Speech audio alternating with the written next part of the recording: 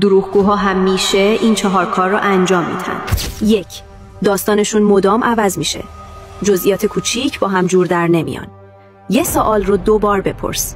اگه جوابش تغییر کرد، دارن چیزی رو قایم میکنن. 2.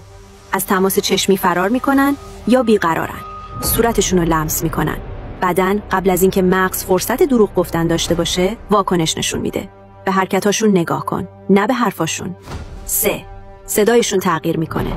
تون بالاتر، سرعت بیشتر. اضطرابشون از لحنشون مشخص میشه.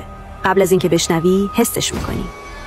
دروغ‌ها همیشه مصنوعی به نظر نمیرسن، ولی ردشون توی حرفا و چیزایی که ازش تفره میرن پیدا میشه. 4. یواشکی حواسشون به توه. میخوای بدونی یه چیزی رو ازت قایم میکنن یا نه؟ برو روی گزینه اشتراک گذاری، دایرکت اینستاگرام. اگه اسمشون اول لیست بود، یعنی بی سر و صدا دارن تماشات میکنن.